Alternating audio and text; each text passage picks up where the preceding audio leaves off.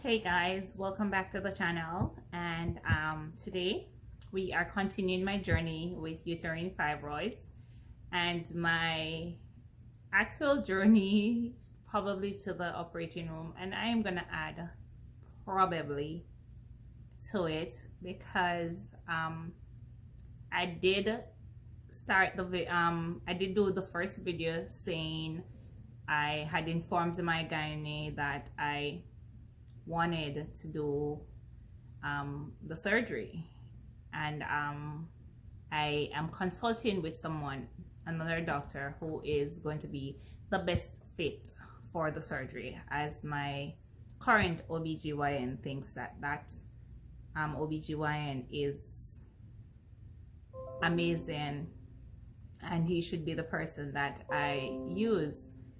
So I am still in the very early stage of deciding what I'll be doing, and as I highlighted, if you've seen the first video, I went into finding out all the things that I need to put in place in case I am actually doing the surgery, and all of that has been done, so that's an update there. And I'm also going to be updating you on my blood results from the test I did when I did the first video, and I told you about that. So again, the consult for the surgery, or with the gynae who's going to do the surgery if I'm doing it, is going to be on the 16th of July, which is tomorrow's month. Today is the last day of June, and the year is going by fast. Can't believe we reached half of the year already, and my grandson will be 6 months on the 6th. He's so adorable. Yeah, so in love. So in love, are we too? Yeah, can't sing at all. Nothing called vocals I don't have. But guys, let me take you, before I give you the results for the blood test, and give you a feedback on the feedback that I've been getting from the first video, which is mind-blowing, absolutely mind-blowing. Before I do all that, let me start by telling you what uterine fibroid is, and this is off a Google page. So it says uterine fibroids are non-cancerous growths of the uterus that often appear during childbearing years. They have other clinical terms for fibroids, and it is something that you can find out a lot of information on the net. So if you want to go look it up, please go ahead and look it up. There is something else that I need to highlight to us ladies and gentlemen, because I also have feedback from the men in my life that that have watched my video, and they have spoken about their spouses and family members who are going through stuff and are still uncertain of what steps to take and all that. It is not easy to think about surgery as your first choice, and I'll never advise anyone to think about surgery as their first choice. Our bodies all operate differently, and one method might help you, it might not help me. So I am not advising anyone to do surgery because I might be doing it, and I am in no way, shape or form giving any medical advice to anyone on this channel. I am not a medical professional. I'm not. I have no medical background except for having my sister who's a nurse and my aunt who's a nurse, my sister the closest, and whatever information I might have on certain things might have come from her mainly, and from her books, which I read when I probably shouldn't even have been looking at her books. But yes, I used to read a lot. Don't anymore. I still should. Been trying to get back into it, but everything else is taking control. Alright, so uterine fibroids are not cancerous. They don't normally get to be cancerous, And when you say normally, it's because the vast majority of does not. But have they ever seen it? Yes. So they have seen cases where it has been cancerous, but it's very, very, very, very, very uncommon. So they're not cancerous growths in your uterus. Some of the side effects of uterine fibroids is heavy menstrual cycle, prolonged menstrual cycle, and you have some persons just have the abnormal growth where they can feel the actual masses. They actually show the mass for some people. You have frequent urination, and I think that might happen to persons who have really big fibroids, and it rests upon the urinary tract, and it causes you to always be going to the restroom. Not everybody experiences everything, because some of the feedbacks I've been getting very different from my symptoms, some very similar.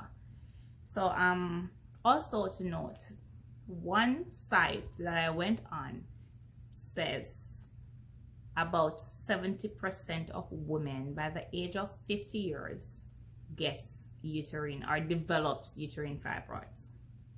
So it's very, very, very, very common among women. Well, men don't have uterus. It's very, very common. What causes this thing to grow? I do not know.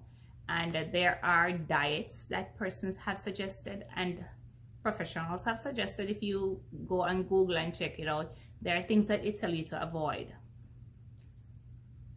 Our bodies all operate differently. Note that. Whereas one person might stop eating red meat and it helps, there are other persons who eat it and it does nothing. It doesn't increase the growth, it doesn't decrease the growth, it doesn't do anything. And then there are persons who have been vegetarian all their lives, never had a piece of red meat in their entire life, does not eat shrimp or any other things that has high cholesterol and anything that might be associated with abnormal growth in the body, and they still develop uterine fibroid.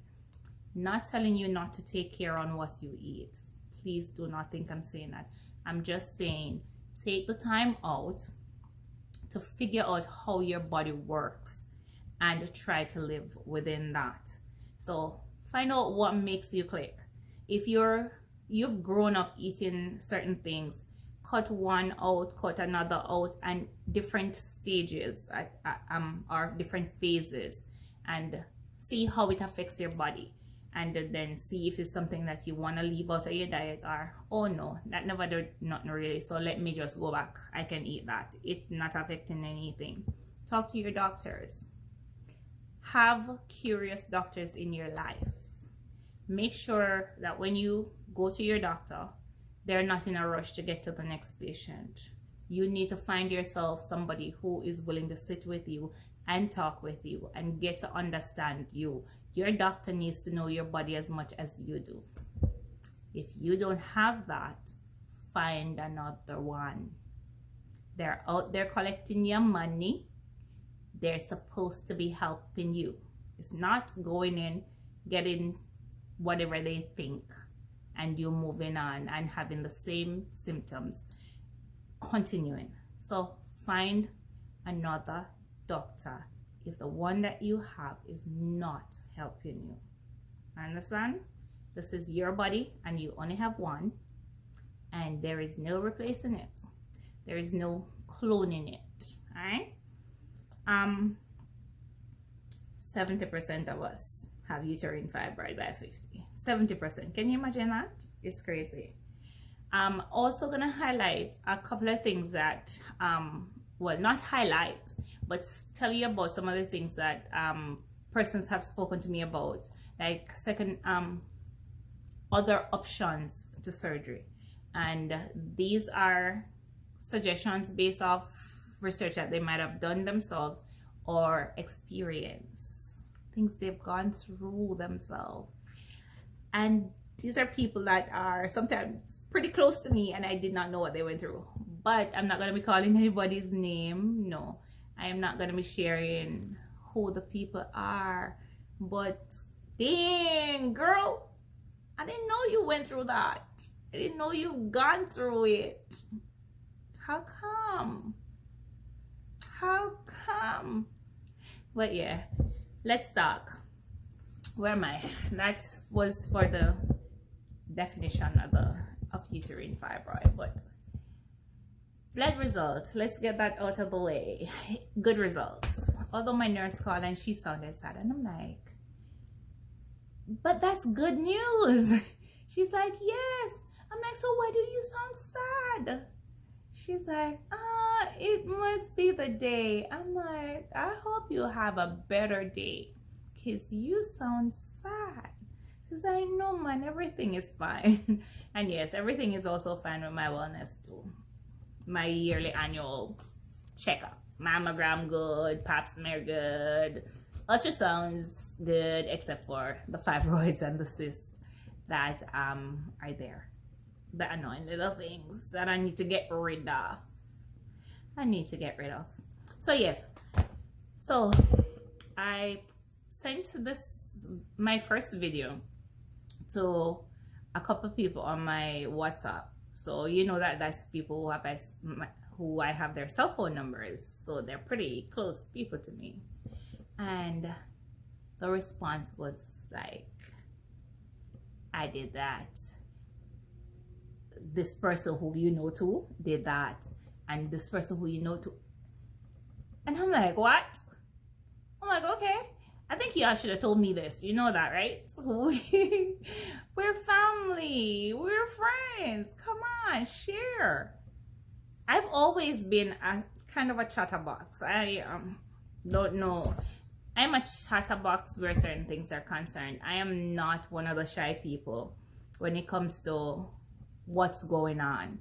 So I'll be at work and somebody will ask what's wrong, and I'm like, my monthly annoyance, or I'm having my period and I'm in pain, or yes, and that's whether it's a male or a female, a friend or a stranger, I just say what's going on. Always have, actually been very outspoken about it. I don't know if it has made anybody queasy. No one has ever said it, but now that I'm talking and I'm thinking, seeing that people have gone through certain things and not expressed it, it makes me wonder if I've made people queasy and they have not said anything to me. I hope not. I hope I did not embarrass any of you by expressing to you what I am going through. Not hiding my monthly cycle from anybody. Especially since 2010, which is when I've been most annoyed by it. Anyways, yeah, so I've always been a chatterbox about stuff like this, and anybody who comes into my space during that time, I'll tell them what's going on, and I'll also tell people that I have fibroids, and I'm not afraid to even show. Can you feel this? The one that I've always been able to feel. I've had people feel it, but yeah, but I have feedbacks, and it's been, don't worry about the pain. I've done the surgery and the pain is not as horrible as you seem to think. It's not that terrible. You can deal with it, and it just lasts for a couple of days, so you won't be that out of it. So don't worry about it. I've also been told, you will feel so much better after this. You will be so much better after you've got rid of it. So that's something to look forward to if I do end up doing the surgery. Having a better, I don't know, I've not had a horrible, because I've been dealing with it, and I've been dealing with it fine, which is why when the gynecologists, the OBGYNs have been like, oh, you need to do a complete hysterectomy, I've been like, nah, not doing it, not interested. I'm not doing it. I'm surviving. I can deal with a little pain every now and again. But yeah, I am not worried about all of that totally. Still need to find out, probably, because my family are not that close to me where I'm at now. So I still need to find out, not to put too much strain on Quintel and the baby. Find out if I need to have somebody else come by while I am recovering from the surgery. So all that needs to be put in place in case I do it. In case I do it. Yeah. But another thing that I've learned is that someone has done a different treatment for her fibroids, and she did what we call ACESA, ACESSA. I'll write it on the screen when I'm editing this video, if you call my editing. You guys, yeah, not much of an editor, and I might learn, who knows, I might learn. But yeah, it's a laparoscopic procedure where they use the laser. They go in and they basically kill the fibroid. So they go in and they burn or use the laser to destroy the fibroid. What they do not do is take it out. So it's left inside of you until it is either reabsorbed by the uterus or it just basically sheds off. And it's called an ablation. So the recovery time for that is like 3 to 5 days, and it's recommended for various size fibroids. Again, it's something that I have just become aware of because I've actually not done any research and was not planning on doing any until the questions started after the first video. I wasn't planning on doing much of a research. I was just planning on going to the OBGYN and talking to him, getting his opinion, and because 4 or 5 others have already told me that I need to do the surgery, I had just decided that that's where I would be headed. Then I have the concerned friends who are now worried that I was worried. I am actually not worried about doing the surgery if I have to do the surgery. I'm not scared. I'm not worried about it or any feeling any kind of, it's just the dependency part of it, and not fully understanding how much time I would have been out and all of that, because the videos that I watched, they were in pain for days, some of them a week or more. So I thought that's the standard, but obviously it's not. We again all recuperate in different ways. Hopefully I am like the 1 day 2 day. Being a suck of a pain, I might be the 1 day 2 day, and if everything goes right, then that should be good. So yes, so the persons who are concerned for me, do not worry. I've already assured you off camera. Now I'm assuring you on camera.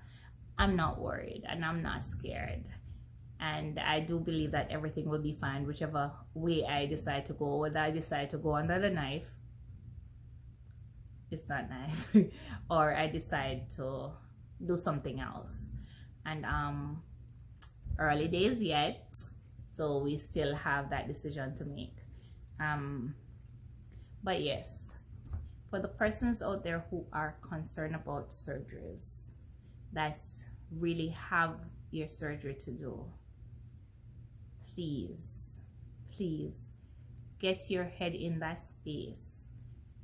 I don't know how you're gonna do it or who is gonna help you to do it, but get your head in that space. Understand that things going wrong in surgeries are not that common anymore. These doctors are advanced, they are really good at what they do, and the likelihood of anything going wrong is like, by God, you people in my circle that have expressed to me the concern or the hang up with the surgery that you need to go do, please go do that surgery. Go talk to the doctors. get all the information that you need, and go do that surgery before it gets late. We don't want to end up waiting until things have got so bad, and then that's when you are rushing to go do your surgery. One of the things that fibroids and other blood deficiencies does is that it causes strain on your heart. You do not have enough blood flowing through your heart, and it causes your heart to work harder than it should. And because it's working harder, it's getting older faster. So the efficiency of your heart is diminishing as the years go by. So get it fixed as soon as you can. Do not put it off. Do not be scared. And if you are, come chat to me. Let us go through this together. Let us get to that point together. All right? And guys, for the persons who want to express certain things but you don't know me personally and you don't want to write it on YouTube, I'm gonna put my Instagram and my Facebook links in the description of this video. Feel free to send me DMs, send me messages, and if there are anything that you want to talk about, feel free to divulge this information and I'll pass it on. Tell me what you went through. So one of the things I did mention was that we go through different things. So I've had persons express to me that, hey, I've had the heavy period, but I've not had the pain. There are persons who have had the heavy period, the pain, but not the clotting. Then there are persons who have had the clotting and it varies and it's crazy. And then there are persons who also have been told grapefruit size, fetus size, and I'm like, yeah, we are going through you've gone through what I'm going through now. So yes, the hysteroscopy and DNC helped me with the pain. The pain's gone. I don't have the pain anymore, and it might help you too. Who knows, maybe your growth is on the inside versus the outside, and you won't have to do anything other than the hysteroscopy and DNC. So go to your doctor, get them to find out what you have, fibroids on the outside or just fibroids on the inside. The cyst, if you have a cyst sometimes goes away. As I said, in 2000, and it was before 2010, but somewhere there, it was 2010, yeah, when I did my first ultrasound, I had a cyst and it went away on its own. Now there is another cyst. Of all the other years that I've been doing my ultrasound with my wellness are due to the concern about the fibroids. They've not found another cyst until now. So one just came back since 2010. So don't worry about them. They are not always malignant. They are mostly benign. So it's not a whole lot to be worried about. A lot of the things that we were worried about when we were younger, the doctors are well advanced. They'll help you. And I know there are persons who thinks that natural medicine is the way to go. Again, we all have different bodies and our bodies react differently. As I have said, you might be able to take vitamins, vitamin D, vitamin A, C, B, right down to Z, and you can take biotin, and you can take all the other things that they have out there. If I put one in my mouth, I get nauseated. It makes me sick. So there are no medicine out there that I can take, and that would probably mean natural things are the things that I ought to lean towards. But yes, I am not so sure about this bush medicine, and I am not sure if I want to wait another 2.5, 3 years to figure out whether or not they're helping. So while I am functioning, the natural medicine that I have,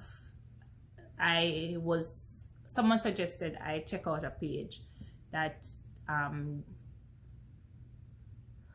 she sells natural products, that she says teas and stuff that helps with fibroids. And when I looked at it, all the testimonials were like after 2 or 3 years, and I don't know if I want to sit down for 2 or 3 more years drinking a tea to find out if it will help the fibroids to shrink. All right, so we are all responsible for our own health, and we make our own decisions where that is concerned. Again, disclaimer, I am not in any way, shape, or form here to give medical advice to anyone. I do not know anything. I am just here to share what I'm going through. I will highlight some of the things that you guys tell me about, and I will also talk to the doc, and then I will divulge the information based off my experience. And I am here to advise you to go to your doctor. Ladies, go to your doctor. Go to your doctors. While it's not anything that won't kill you, it's something that will make your life so much better if you know what's going on in your body. All right? Have fun, live, love, laugh, and enjoy this time we've got here on earth. Right? Let's just try to make ourselves healthy. And I'm using my cell phone, so every time a pop-up comes up, you see me. What's that? Yeah. So let's take the time out to ensure that we are taking care of ourselves and taking care of the people around us. So for you ladies who are going through stuff like this, and you have sister and cousin and niece and nephew, tell them about it. No nephew. Well, nephew too, because your nephews have girlfriends and wives, right? So tell them about it. Share your experience with them. We are not talkers, and we have got to pass that. We have got to start expressing what's going on with us. Come on, chat about it. Not telling you to tell the world what's going on in your life, probably like I do. But tell the people who are close to you. Tell the people who are close to you what's going on, all right? And see how we can kind of minimize all the generational unhealthiness. I found that. Generational unhealthiness. No, that's mine. I'm taking that. You better copyright it. Let us remove the unhealthiness from our family members and our lineage. All right, so I will see you guys after the 16th. That's on a Friday. I might see you on the same day. Let me see if I come home and tell you what I'm doing. Did doc say you gotta go now, or did he say, all right, let's just schedule something, or let us do this test? Come in to think of it, aren't I supposed to do a biopsy? I think my current OBGYN forgot about it. Maybe he's waiting for the other doctor to do it. But I will come back and I'll tell you guys all about it. How about that? And yes, the Instagram, for those of you who are quick on your feet, and I'm still gonna put it in the description, is at TTAC01. That's at TTAC01. That's my Instagram name. Is that name?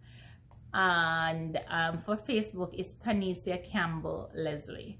So it's pretty easy to find, and it's Leslie for the Leslie. Campbell, Campbell, Campbell, and Tanecia, like the Tanecia on my page, Tanecia. But I'll link them in the description box. All right, guys. So see you guys on the 17th or the 16th. All right, cool.